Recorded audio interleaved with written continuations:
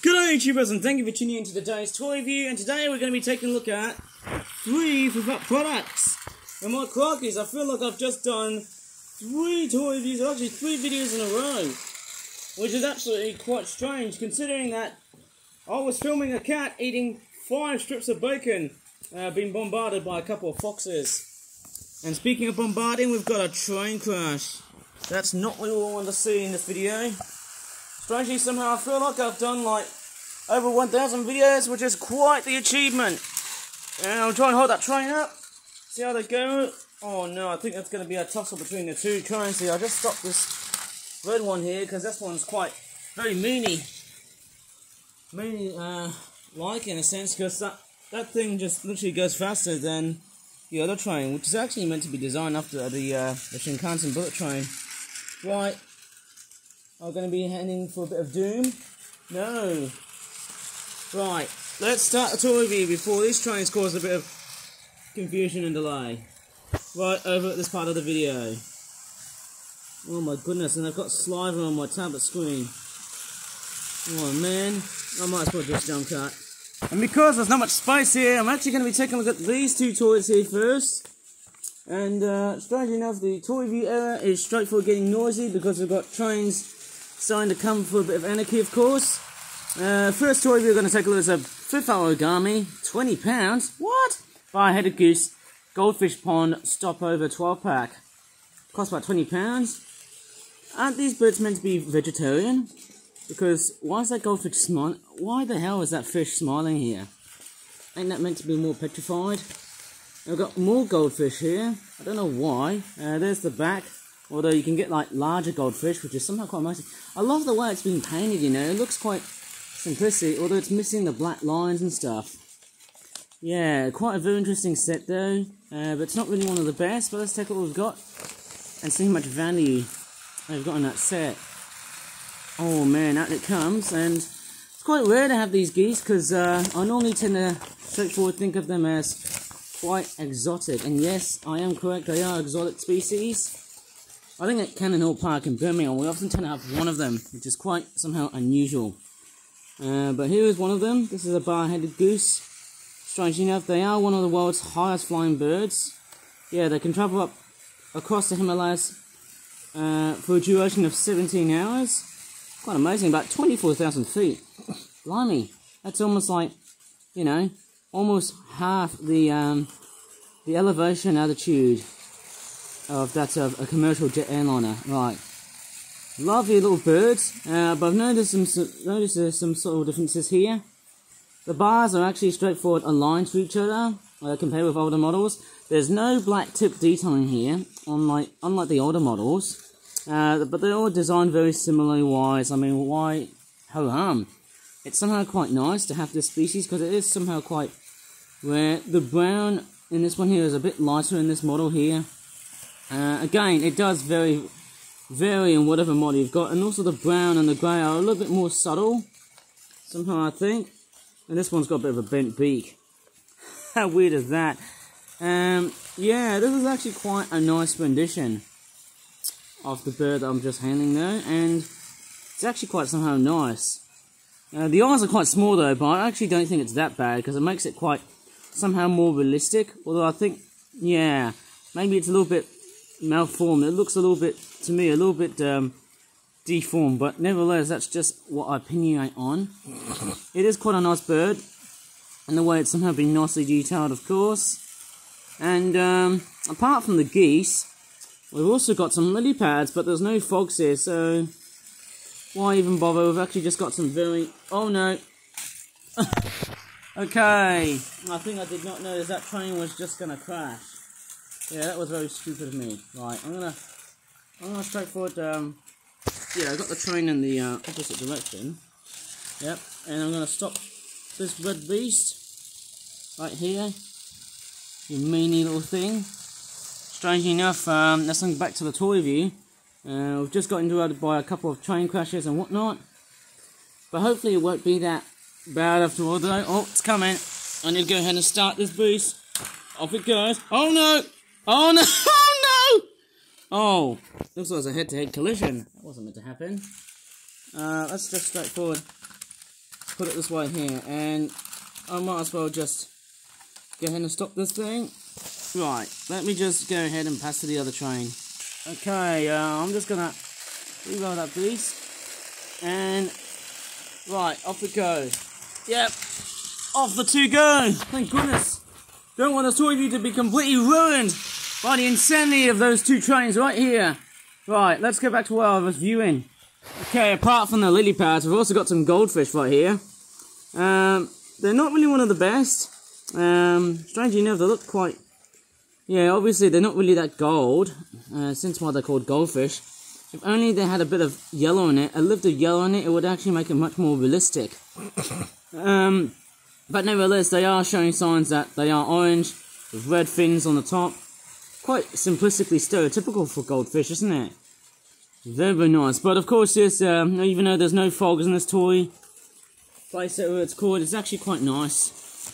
Nice to have that. It's a nice little, just a basic set. Well, what can you tell? I bet geese can eat lily pads. Maybe they do, maybe they don't. I can't really tell. But anyways, let's move on to the next set. Right, the other set actually, because we've got another toy. Strange enough, I rarely ever do three. Fairly right somehow. Okay. It's the Flipper Origami British Royal Collection First Winter Black-Headed Gull Swimming. First Winter Black-Headed Gull Fishing and Feeding Frenzy 12-pack. Very interesting. £16. I can't see a generation count on this. Maybe it could be generation 146 or 147. This fish here looks like it's been painted quite interestingly. Somehow it's got a bit of yellow on it though, but it's not that very well defined. Yeah, obviously, let me just go ahead and unpack this beast and see what it looks like. And I bet it's going to be very similarly made. And the trains are just going absolutely wackos by the look of it, eh? Yeah, I'm just detecting whether the trains are straightforward doing the rounds in a very good way or in a very bad way. Alright, first things first, we've got some bread that looks like they've just been crushed.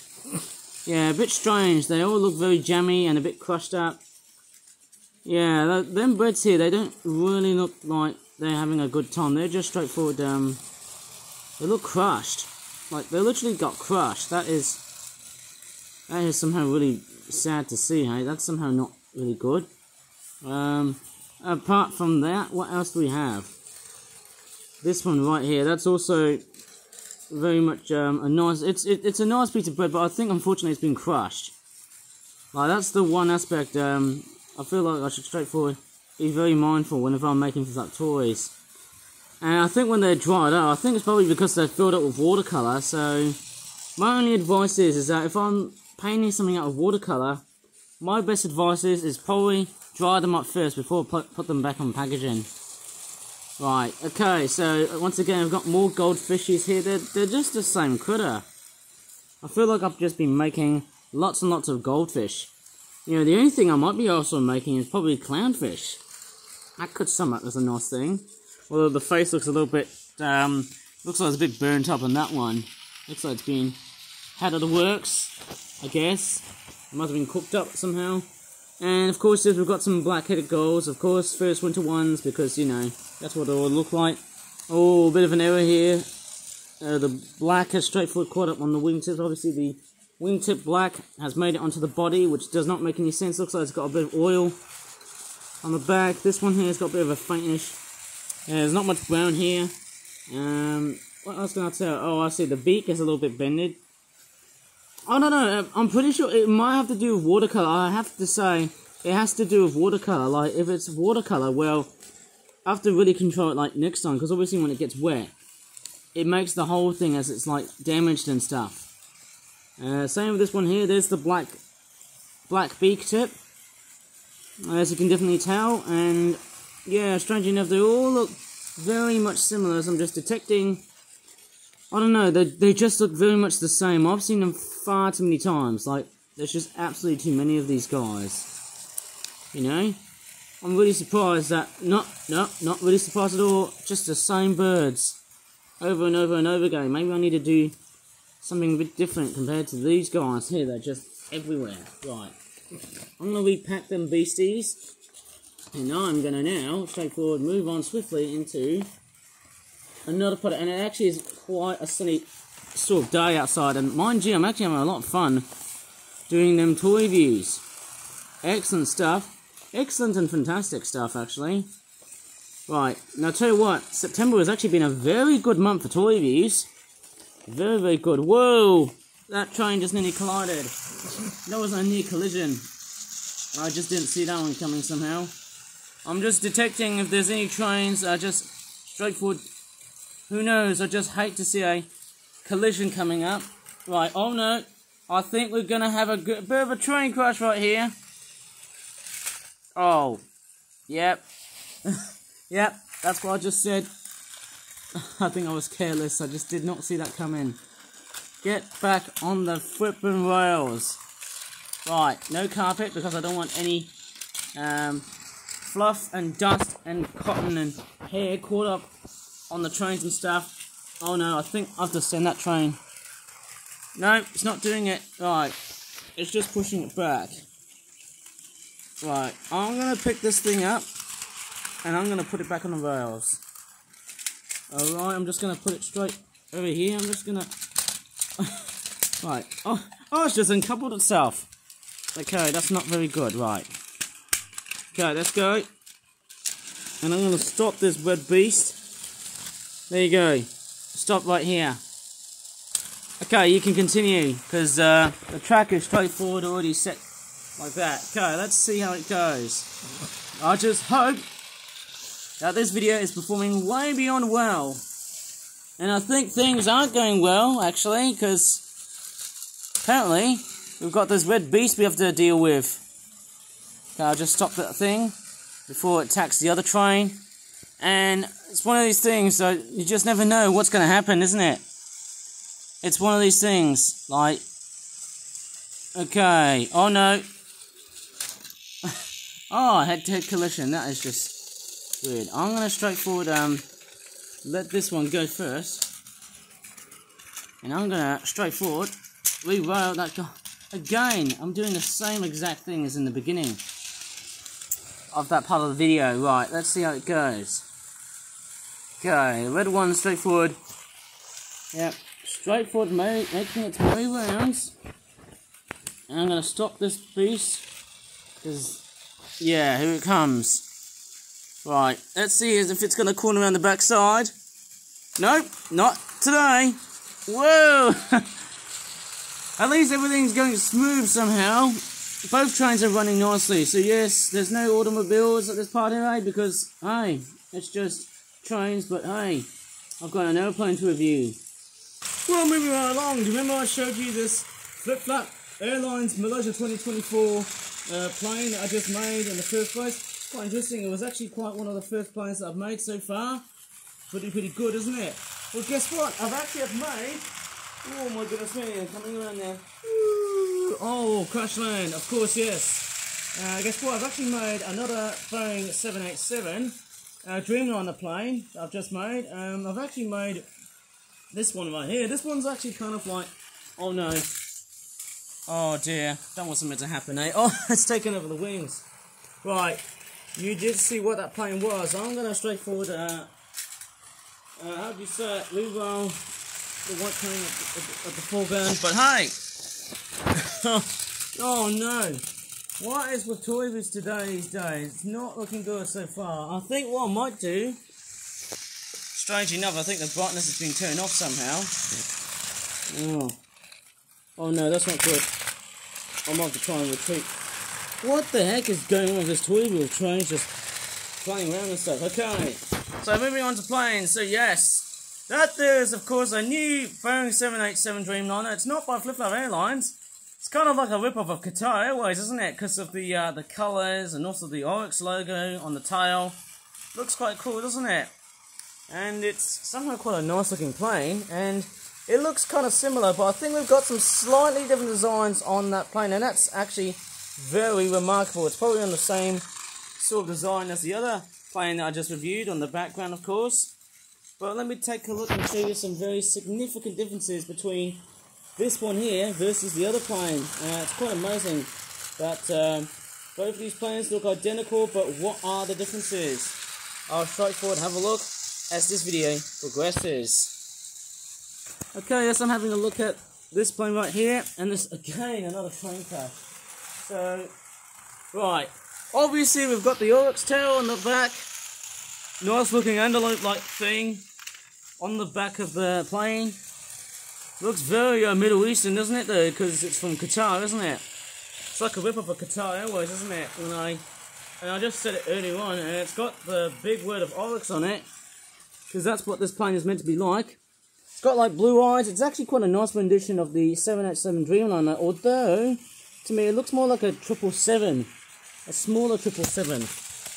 Oh no, I think strangely enough I've not got that much space of doing proper toy videos, and I think that's something that's been straightforward missing in this video. Okay, so as I can just see, obviously this plane looks good in the way it's been designed. But let me just show you the complete difference. Yeah, it's amazing. It's got much more bigger and wider looking doors. If I show you the other Dreamliner plane, I think this one's a lot much more thicker and a lot more chunkier than the Flip Flap Airlines 787 Dreamliner. And if I bring the two together, I think what we're looking at is that the Flip Flap Airlines version is actually slightly longer. So we're mainly dealing with a much more longer sort of plane than the, well, let's just say the Oryx Airlines plane, of course. So it's a bit different somehow. Yeah, it's obviously, I think, from cockpit to tail, it's actually straightforward, a much longer, sort of much more longer plane model, of course. This one's a bit shorter, but this one's also got more of a chunkier sort of design. The wingspan, I'd probably say it's I'd say a little bit longer than the Flip Flap Airlines plane, which is actually quite amazing. I'm seeing some very interesting cosmetic differences. The tails here on the back, the horizontal stabilizers, I think they're a bit shorter than the Oryx Airlines sort of plane. The Oryx Airways plane, which is very nice to know. Who knows? It's quite a nice looking design. I think the only thing that's missing in that plane is I can't see the word Dreamliner in it. Maybe I need to go ahead and re-edit that plane and just add some sort of weird coding at the back and make it look like an actual Dreamliner plane. But hey, you know what? I'm just going to digress here because I'm going to finish off this video with something very random, and it's this. Whoa! It just crash landed perfectly. Well, anyways, I think that's about that in this pretty rough toy review. So if you really enjoyed this massive, straightforward, weird-looking toy review and stuff, please give this video a like, subscribe more for that videos in the future, and as always, thanks so much for watching, and bye for now.